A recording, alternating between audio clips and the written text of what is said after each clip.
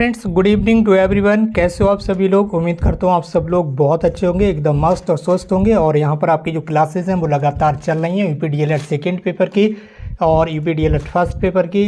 तो ये आपका डीएलएड का भी सेकेंड सेमेस्टर है, ठीक है, जिसमें first paper, second paper, third paper, fifth paper की आपकी क्लासेस लगातार स्टार्ट हैं। तो आप लोग चैनल पर विजिट करके सारे सब्जेक्ट की अलग अलग प्लेलिस्ट बनी हुई हैं, उनमें आप सारी क्लासेस को देख सकते हैं। जो नए स्टूडेंट्स हैं वो वीडियो को शेयर करें अपने फ्रेंड्स के साथ, और अगर आप चैनल पर नए हैं तो चैनल को सब्सक्राइब भी कर लें और बेल आइकन को भी प्रेस करें ताकि नई क्लास का नोटिफिकेशन आपको समय से मिलता रहे। तो चलिए दोस्तों, आज की इस क्लास को स्टार्ट करते हैं। और जिन स्टूडेंट्स ने प्रीवियस क्लासेस नहीं देखी हैं वो चैनल पर जाकर क्लासेस को जरूर देख लें एक बार, ठीक है। उसके बाद हमारी जो क्लास है वो आज स्टार्ट हो चुकी है और इस वीडियो को आप ज़्यादा से ज़्यादा शेयर करें। और आज की इस क्लास का सबसे पहला सवाल आपके सामने स्क्रीन पर आ चुका है, ठीक है। 150 तक कल हमने पढ़ लिया, उसके आगे पढ़ना है हमें। एक प्राकृतिक परिणाम के द्वारा अनुशासित होने से क्या तात्पर्य है, इसके साथ ही यहाँ पर आपको बता दें, जैसे आपका ये सब्जेक्ट कंप्लीट हो जाएगा, इसकी ये जो पीडीएफ फाइल आप देख रहे हैं ये आपको हमारे टेलीग्राम चैनल पर मिल जाएगी। टेलीग्राम चैनल की लिंक इस वीडियो के डिस्क्रिप्शन बॉक्स में दी गई है, वहीं पर आपको व्हाट्सएप चैनल की लिंक भी मिल जाएगी और फेसबुक पर भी आप हमें ज़रूर फॉलो कर लें। तो दोस्तों, यहाँ पर आपसे ये पूछा जा रहा है कि प्राकृतिक परिणाम के द्वारा अनुशासित होने से क्या तात्पर्य। जो प्राकृतिक परिणाम होते हैं, तो प्राकृतिक परिणाम के द्वारा अनुशासित होने से आशय यह है कि प्रकृति हमें अच्छे कार्य हेतु पुरस्कृत करती है। आप कुछ भी कार्य अच्छा करेंगे तो उसके लिए आपको कहीं ना कहीं किसी न किसी रूप में यहाँ पर पुरस्कृत किया जाएगा। और अगर आप कुछ भी गलत करते हैं, कुछ भी बुरा करते हैं, तो इसके लिए आपको दंड भी भुगतना पड़ सकता है, यानी कि इसके लिए आपको सज़ा भी भुगतनी पड़ती है प्रकृति के द्वारा, ठीक है। भले से इंसान आपको ना दे कोई सज़ा, लेकिन कहीं ना कहीं उसके लिए आपको दंडित किया जाता है किसी न किसी रूप में, ठीक है। तो ये प्राकृतिक परिणाम के द्वारा अनुशासित होने से तात्पर्य है कि आप अगर कुछ अच्छा करेंगे तो इसके लिए आपको पुरस्कार दिया जाएगा, और कुछ गलत करते हैं तो प्रकृति इसके लिए आपको दंडित भी करेगी। अगला सवाल आपसे ये पूछा जा रहा है कि ड्यूबी के अनुसार शिक्षक क्या है, यानी कि व्हाट इज टीचर, टीचर क्या है, किसके अनुसार? जॉन ड्यूबी के अनुसार शिक्षक क्या है, ठीक है। तो जॉन ड्यूबी के अनुसार एक शिक्षक जो है वो बच्चे की एक सामाजिक मनोवैज्ञानिक आवश्यकता है, ठीक है। बच्चे की एक सामाजिक, ठीक है, और मनोवैज्ञानिक आवश्यकता है, ये आपको याद रखना है, ठीक। इसके बाद यहाँ पर अगला सवाल है, फ्रोवेल ने अपना विद्यालय किस वर्ष प्रारंभ किया जिसका नाम बालोद्यान या फिर किंडरगार्टन रखा, ठीक है। तो फ्रोवेल ने कौन सी पद्धति स्टार्ट की थी शिक्षण की? किंडरगार्टन, ये आपको याद रखना है। इन्होंने अपना जो किंडरगार्टन है, ठीक है, वो 1839 में स्टार्ट किया था, जिसे बालोद्यान भी बोलते हैं, ठीक है। कब? 1839 में।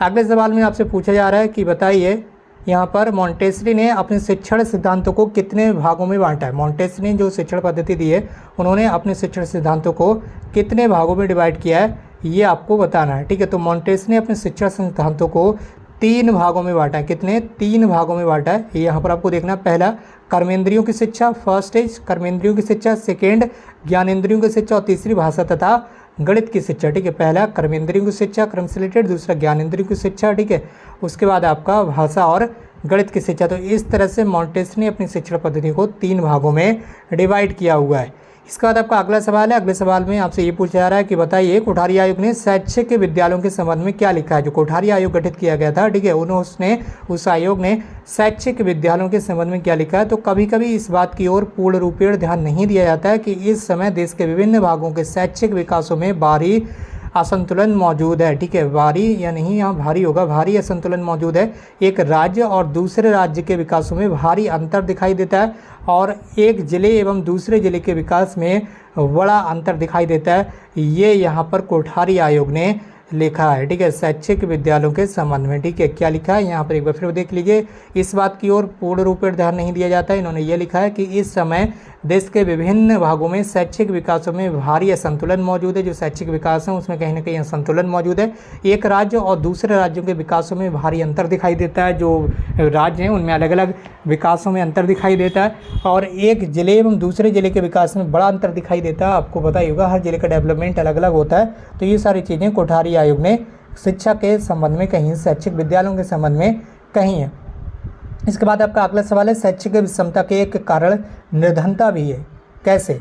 जो शैक्षिक विषमता है उसके एक कारण निर्धनता भी है, ठीक। शिक्षा के अवसरों की विषमता का एक और कारण ये है कि जनसंख्या का एक बहुत बड़ा भाग निर्धन तथा बहुत थोड़ा भाग जो है वो धनी है, ठीक है। यहाँ पर क्या बताया गया कि जो जनसंख्या है उसका एक छोटा सा जो भाग है ये तो धनी है, लेकिन जो बड़ा संख्या में भाग है, जो ज़्यादा संख्या में भाग है, वो कहीं ना कहीं निर्धनता से जूझ रहा है। ठीक है, तो यहाँ पर आगे बताया कि निर्धन व्यक्ति का बालक किसी शैक्षणिक संस्था के निकट होते हुए भी वह अवसर प्राप्त नहीं कर पाता है जो एक धनी व्यक्ति के बालक को शिक्षा संस्था से दूर होने पर भी मिल जाता है। ये चीज़ आपने खुद रियलाइज़ की होंगी कि शिक्षा के संबंध में जो पैसा है वो कितना ज़्यादा इम्पोर्टेंट रोल जो है वो अदा करता है। तो वही सारी चीज़ें यहाँ पर बताई गई हैं कि शैक्षिक विषमता के कारण जो शैक्षिक विषमता का कारण है वो एक निर्धनता भी है। ठीक है, व्यक्तियों की आय कम होना भी एक शैक्षिक विषमता का कारण है जहाँ पर बच्चे शिक्षा ग्रहण नहीं कर पाते हैं। इसी के साथ बढ़ेंगे हम अपने अगले सवाल की ओर, और अगले सवाल में क्या पूछा जा रहा है यहाँ पर आपको ध्यान रखना है। सवाल नंबर 157, इसमें आपसे पूछा जा रहा है कि शिक्षा को व्यावसायीकरण की क्या आवश्यकता है। जो शिक्षा है इसे व्यावसायीकरण की क्या आवश्यकता है।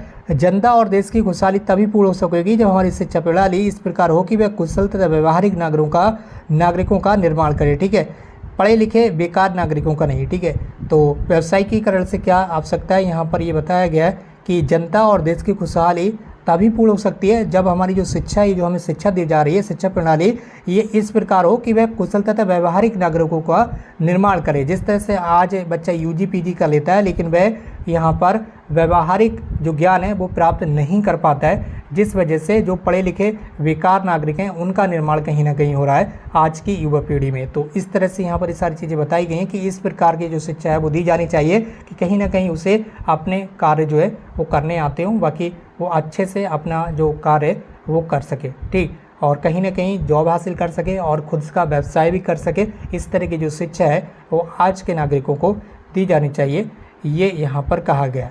इसके बाद आपका अगला सवाल है सवाल नंबर 158, बचपन छीनता बाल श्रम पर एक टिप्पणी लिखिए। बचपन छीनता बाल श्रम। ठीक है, जो बाल श्रम है कम उम्र में बच्चे जो है कार्य वगैरह करने लगते हैं। ठीक है, चाहे वो किसी भी तरह के कार्य में लगा दिए जाऊँ लेबर फोर्स में। ठीक, तो ये क्या है, बच्चों का जो बचपन है वो छीन लेता है। तो सरकार और संविधान ने ऐसी व्यवस्था की है कि बच्चे निःशुल्क शिक्षा प्राप्त कर सकें। इसी आधार पर निःशुल्क तथा अनिवार्य शिक्षा, प्राथमिक शिक्षा तथा शिक्षा का अधिकार अधिनियम बनाए गए, किंतु निश्चित रूप से पारिवारिक स्थिति अनिवार्य बाल शिक्षा में बाधक है। जो पारिवारिक स्थिति है, ठीक है, पारिवारिक स्थिति है, कई बार क्या होता है माता पिता के पास से या तो इतना पैसा नहीं हो पाता कि वो अच्छे स्कूल में पढ़ सकें, या कुछ परिस्थितियाँ ऐसी होती हैं कि वो गवर्नमेंट स्कूल में भी अपने बच्चों को नहीं भेज पाते हैं। तो पारिवारिक परिस्थितियों जो हैं वो बाल श्रम को विवश करती हैं। बाल श्रम के कारण बच्चे का बचपन जो है वो छिन जाता है। जिस उम्र में उन्हें पुष्प के समान विकसित होना चाहिए उस उम्र में बच्चे क्या है जो कार्य वगैरह है वो करने लगते हैं। बाल श्रम के कारण उनकी इच्छाएं और जो मनोकामनाएं हैं वह समाप्त हो जाती हैं, और ऐसे में बच्चों का जो बचपन है वो छिन जाता है। कम उम्र में ही आपने कई जगह देखा होगा बच्चे जो है वो काम वगैरह में लग जाते हैं, काम करने लगते हैं। ठीक है, जहाँ पर ऐसी परिस्थितियाँ उत्पन्न होती हैं जिन घरों में, तो वहाँ पर ये सारी चीज़ें आपको देखने के लिए मिल जाएंगी। ठीक, तो इसके बाद यहाँ पर अगला सवाल आपसे पूछा जा रहा है सवाल नंबर 159। यहाँ पर पूछा जा रहा है कि जनसंख्या शिक्षा का क्या तात्पर्य है। जनसंख्या शिक्षा जो है उससे आप क्या समझते हैं। तो जनसंख्या में आबद्ध गति से वृद्धि के फलस्वरूप मानव जीवन के आर्थिक, सामाजिक, राजनीतिक और सांस्कृतिक पक्षों पर पड़ने वाले कुप्रभावों के प्रति जागरूक तथा संबंध संसाधनों के विषय में वैचारिक क्रांति की शैक्षिक व्यवस्था ही जनसंख्या शिक्षा कहलाती है। जैसे कि आपने देखा होगा लगातार जनसंख्या में वृद्धि हो रही है। ठीक है, इसका जो रीज़न है, इसका जो कारण है वो भी यहाँ पर अलग अलग कारण हो सकते हैं। शैक्षिक स्तर में निम्नता, इसके अलावा आर्थिक, सामाजिक, राजनीतिक और सांस्कृतिक पक्षों पर इसका गहरा प्रभाव पड़ता है। ठीक है, तो इन सभी चीज़ों को जागरूक करने के लिए, इन सभी चीज़ों से जागरूक करने के लिए और संबद्ध समाधानों के विषय में वैचारिक क्रांति की शैक्षिक व्यवस्था ही जो है वो क्या है, जनसंख्या शिक्षा कहलाती है। इसके बाद आपका अगला सवाल है। अगले सवाल में आपसे पूछा जा रहा है कि बताइए जनसंख्या शिक्षा की आवश्यकता क्यों। जनसंख्या शिक्षा की आवश्यकता क्यों है। तो जनसंख्या शिक्षा की जो आवश्यकता है वो निम्नलिखित कारणों से पड़ती है। राष्ट्र की प्रगति के लिए, हमारा देश जो है वो प्रगति कर सके, आर्थिक विकास के लिए, ठीक है, डेवलपमेंट के लिए, और इसके बाद तीसरा यहाँ पर बताया गया है मानव संसाधन कुशलता के लिए, और परिवार नियंत्रण कार्यक्रमों की सफलता के लिए। इसका पाँचवा परिवार नियोजन के लिए, और चौथा है योजनाओं की सफलता के लिए जनसंख्या शिक्षा जो है वो बहुत ही ज़्यादा आवश्यक है। इसके बाद अगला सवाल है एनसीईआरटी ने कितने मूल्यों को स्वीकार किया। जो एनसीईआरटी है, ठीक है, राष्ट्रीय शैक्षिक अनुसंधान प्रशिक्षण परिषद, ठीक है, तो इसने कितने मूल्यों को स्वीकार किया। टोटल 83 यानी कि 83 मूल्यों को इन्होंने सूचीबद्ध किया है, ये आपको याद रखना। उसके बाद अगला सवाल आपके सामने स्क्रीन पर है। अगले सवाल में ये पूछा जा रहा है कि शिक्षा द्वारा समाज का विकास किस प्रकार संभव। शिक्षा के द्वारा हम समाज का जो विकास है वो किस तरह से कर सकते हैं। शिक्षा समाज के विकास का कार्य करती है। यदि किसी समाज का विकास किया जाना हो तो वहाँ शिक्षा का उत्तम व्यवस्था की जानी चाहिए। शिक्षा का एक कार्य ये है कि ये मनुष्यों को ये सिखाए कि व्यक्तिगत हितों की अपेक्षा सार्वजनिक हितों को प्रधानता दी जानी चाहिए। जो हम अपना व्यक्तिगत हित देखते हैं, कहीं ना कहीं अपना लाभ देखते हैं खुद का, उस ऐसा होना चाहिए, लाभ ऐसा ना हो कि हमारा खुद का ही लाभ हो, बल्कि लाभ जो सार्वजनिक हो, सभी लोगों का बराबर उसमें लाभ होना चाहिए। हमें ऐसे कार्य भी करने चाहिए। इसके बाद अगले सवाल है समाज का प्रमुख शैक्षिक कार्य लिखिए। जो समाज है इसका प्रमुख शैक्षिक कार्य क्या है। तो समाज बालकों हेतु शिक्षा संस्थानों की स्थापना करता है। हमारा जो समाज है वो क्या करता है, बच्चों की पढ़ाई लिखाई के लिए शिक्षण संस्थानों स्कूलों की स्थापना की जाती है। उन संस्थाओं को चलाने के लिए उनकी वित्तीय सहायता करता है, ठीक है, या जो स्कूल वगैरह चलाए जाते हैं, ठीक, इनकी सहायता कौन करता है, हमारे समाज के लोग ही आपस में मिलजुल कर करते हैं। इसके बाद आपका अगला सवाल है। अगले सवाल में आपसे पूछा रहा है समाज शारीरिक विकास के लिए क्या करता है। समाज शारीरिक विकास के लिए क्या करता है। समाज अपने सदस्यों के शारीरिक विकास हेतु खेलकूद के साधनों का प्रबंध करता है। समाज बालकों के व्यायाम हेतु व्यायामशालाओं का निर्माण करता है। आपने देखा होगा जो व्यायामशालाएँ उनका निर्माण किया जाता है और यहाँ पर बालकों के व्यायाम हेतु उनका व्यायामशालाओं का निर्माण किया जाता है। और यहाँ पर और भी सही सारी जो क्रिएटिव एक्टिविटी हैं वो की जाती हैं। तो ये सारी चीज़ें जो है वो सामाजिक विकास के संदर्भ में बताई गई हैं, शारीरिक विकास के संदर्भ में बताई गई हैं समाज के लिए। इसके बाद आपका अगला सवाल है 165 नंबर, परिवार के द्वारा शारीरिक विकास के साधन बताइए। परिवार के द्वारा शारीरिक विकास के साधन बताइए। घर पर ही व्यक्ति के शारीरिक विकास की नींव पड़ जाती है। इसके लिए निम्नलिखित बातों का ध्यान रखना चाहिए। हवादार घर होना चाहिए, भोजन पर्याप्त मात्रा में हो, वस्त्रों, व्यायाम और आराम हो, व्यक्तिगत स्वच्छता आदि, इन सारी चीज़ों का आपको ध्यान रखना चाहिए। इसके बाद आपका अगला सवाल है 166 नंबर, यहाँ पर बताया गया कि परिवार के द्वारा बालक के शैक्षिक विकास की व्यवस्था किस प्रकार करनी चाहिए। परिवार है, परिवार के द्वारा जो बालक है उसके शैक्षिक विकास करना है आपको, तो किस प्रकार करेंगे। परिवार को बच्चे के शारीरिक विकास के साथ साथ उनके बौद्धिक विकास का भी ध्यान रखना चाहिए। बौद्धिक विकास से संबंधित खिलौने, पहेली बॉक्स, चित्र, पहेलियाँ, शिक्षाप्रद कहानियों की पुस्तकें आदि की व्यवस्था करनी चाहिए, जिससे बच्चे का शैक्षिक विकास हो और बौद्धिक विकास हो। कई बार आपने देखा हो जो पजल्स होते हैं, ठीक है, कार्ड पर, वो यहाँ पर खेलने के साथ साथ उससे क्या होता है, बच्चे का बौद्धिक विकास होता है, ठीक है। इसी तरह से और भी जो पहेली बॉक्स होते हैं, जो चित्र पहेलियाँ होती हैं, ठीक है, और शिक्षाप्रद कहानियों की जो पुस्तकें वो बच्चों को देना चाहिए, जिससे उनका शैक्षिक विकास हो और साथ साथ उनका बौद्धिक विकास भी हो। इसके बाद अगला सवाल है घर को बाल उपयोगी कैसे बनाना चाहिए, यानी बच्चों के लिए किस तरह से उन्हें उपयोगी बनाना चाहिए घर को। इस संबंध में गिजुभाई वधेका के कथन देख लीजिए। हमारे घरों में ऐसी खूंटियाँ कहाँ हैं कि जिन तक बालक के हाथ पहुँच सकें। हमारे घरों में टंगी बढ़िया तस्वीर बहुत ऊंचाई पर टंगी होती है। हमारे घरों में जो बढ़िया तस्वीर होती है बहुत ऊंचाई पर टंगी होती हैं, इनका ये कहना है। और इनका का ये भी कहना है कि हमारे घरों में ऐसी खूंटियाँ कहाँ जहाँ पर बच्चों के हाथ पहुँच सकें। उनकी ओर हमारा अपना ध्यान ही बहुत कम जाता है। ऐसी स्थिति में उनका बालकों के लिए क्या उपयोग रह जाता है। तो कुछ भी आप जो शैक्षिक से शिक्षा से रिलेटेड कोई भी चीज़ लगाते हैं तो उन्हें थोड़ा नीचे की तरफ लगाएं ताकि बच्चे भी उन्हें आसानी से दिख सकें, ऐसा इनका कहना है। इसके बाद अगला सवाल है व्यक्ति और समाज का संबंध बताइए। व्यक्ति और समाज का यहाँ पर संबंध पूछा जा रहा है, आपस में क्या रिलेशन है। तो व्यक्ति और समाज का घनिष्ठ संबंध होता है। यद्यपि ये सत्य है कि व्यक्ति समाज को प्रभावित करता है, किंतु वैश्यों भी समाज से प्रभावित होता है। एक व्यक्ति समाज को प्रभावित करता है लेकिन व्यक्ति खुद भी समाज से प्रभावित होता है, ये सत्य है। जन्म लेते ही वह समाज के प्रभाव में आने लगता है। आपने देखा ही होगा आपके बात चारों तरफ जो समाज है, ठीक है, कहीं ना कहीं उसका आपके ऊपर इफेक्ट पड़ता है। जिस तरह के समाज में आप रहेंगे उसी तरह से आप भी वहाँ पर रहना चाहेंगे। इसके बाद आपका अगला सवाल है कि किसका कथन है कि शिक्षा वह है जो जीवन की संपूर्ण सत्ता के समन्वय स्थापित करने की शक्ति देती है। ये कथन है रविन्द्रनाथ टैगोर को। ये आपने ऑब्जेक्टिव क्वेश्चंस में भी पढ़ लिया है। इसके बाद आपका अगला सवाल है, अगले सवाल में आपसे पूछा जा रहा है कि प्रयोजनवादी शिक्षा की विशेषताएं लिखिए। तो प्रयोजनवादी शिक्षा की विशेषताएं बालक का महत्व, ठीक है, सामाजिक मूल्यों पर बल दिया जाना चाहिए, अनुभव व क्रिया पर बल दिया जाना चाहिए, ठीक है, अनुभव कराए जाने चाहिए बच्चों को।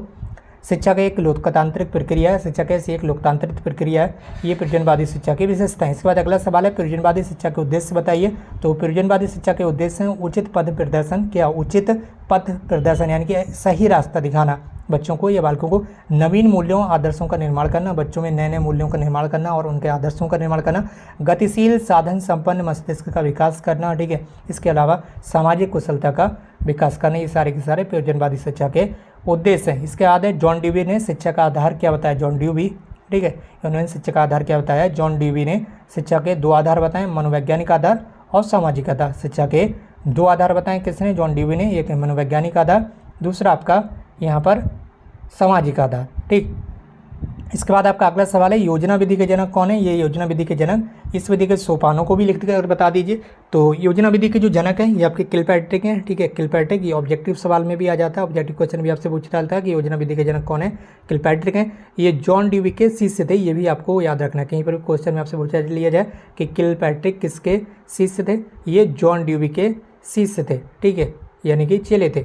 योजना विधि के प्रमुख सोपान इस प्रकार हैं। क्रिया का समस्यात्मक परिस्थिति उत्पन्न करना, क्रिया की समस्यात्मक परिस्थिति उत्पन्न करना, उसके बाद समस्या, सामान्यित समाधान, परीक्षण और उसका फिर प्रयोग करना। ये सारे के सारे क्या हैं, इस विधि के सोपान हैं। ठीक है, इसके बाद आपका अगला सवाल है मनोवैज्ञानिक और निर्देशन विभाग कहाँ पर स्थित है। तो ये उत्तर प्रदेश के इलाहाबाद में है। उत्तर प्रदेश का मनोवैज्ञानिक और निर्देशन विभाग जो है वो इलाहाबाद में, ये आपको याद रखना है। इसके बाद आपका अगला सवाल है राज्य परियोजना कार्यालय कहाँ पर है। तो ये है आपका लखनऊ में। कहाँ पर, लखनऊ में। राज्य परियोजना कार्यालय कहाँ पर है, लखनऊ में। अगला सवाल है SCERT का पूरा नाम, ये आपने पहले भी देख लिया होगा, राज्य शैक्षिक अनुसंधान और प्रशिक्षण परिषद। ठीक है, state council of education research and training. ठीक है, SCERT। ठीक है, ERT, state council of education research and training. ठीक है, राज्य शैक्षिक अनुसंधान एवं प्रशिक्षण परिषद। इसी तरह से NCERT का पूरा नाम भी आपको याद रखना है। NCERT का पूरा नाम है राष्ट्रीय शैक्षिक अनुसंधान और प्रशिक्षण परिषद। यहाँ पर ऐसा स्टेट होता है तो यहाँ पर हो जाएगा राज्य शैक्षिक अनुसंधान एवं प्रशिक्षण परिषद। यहाँ पर आपका N है तो N से हो जाएगा national council of education research and training, यानी कि राष्ट्रीय शैक्षिक अनुसंधान और प्रशिक्षण परिषद। तो इस तरह से आपको याद रख लेना है। ठीक है, इसके बाद आपका अगला सवाल है, अगला सवाल आपके सामने स्क्रीन पर आ चुका है। आपसे पूछा जा रहा है कि राज्य शैक्षिक अनुसंधान यानी कि SCERT का गठन किस वर्ष में हुआ था। तो ये आपका 1981 में हुआ था और SCERT का गठन आपको बता दिया गया 1981 में हुआ। अगर आपसे ये पूछा जाए कि NCERT का गठन कब हुआ था, NCERT का, तो आप कहेंगे 1961 यानी कि 1961 में हुआ था। ठीक है, यानी कि NCERT जो आपका नेशनल लेवल पर है ये पहले गठन हुआ था NCERT का, और जो स्टेट लेवल पर है ये आपका बाद में हुआ था 20 साल बाद 1981 में। बात करेंगे अपने अगले सवाल की ओर। अगला सवाल आपके सामने स्क्रीन पर हो, आप बिल्कुल लाइव देख पा रहे होंगे। अगले सवाल में आपसे ये पूछा जा रहा है कि बताइए 179 नंबर सवाल में NCERT कहाँ पर है, national council for teacher research and training, ये आपका कहाँ पर है। तो ये है आपका न्यू दिल्ली में। कहाँ पर है, न्यू दिल्ली में, ये आपको याद रखना है। ठीक है, अगला सवाल आपसे पूछा जा रहा है BRC का पूरा नाम बताइए। BRC, ठीक है, BRC ब्लॉक रिसोर्सेज। ठीक है, तो सेंटर, तो इसका पूरा नाम क्या है, ब्लॉक संसाधन केंद्र। हिंदी में बोलते हैं ब्लॉक संसाधन केंद्र, इंग्लिश में बोलते हैं ब्लॉक रिसोर्सेज सेंटर। ठीक है, BRC शॉर्ट में बोल देते हैं, कोई बात नहीं। चलिए बढ़ेंगे अपने अगले सवाल की ओर, और अगले सवाल को अब यहाँ पर अगली क्लास में हम देखेंगे। फिलहाल आज की इस वीडियो बस यहीं तक समाप्त करते हैं इस क्लास को यहीं पर। और जो नए भाई बहन हैं वो चैनल को सब्सक्राइब जरूर कर लें और इस वीडियो को शेयर भी करें अपने फ्रेंड्स के साथ ज़्यादा से ज़्यादा।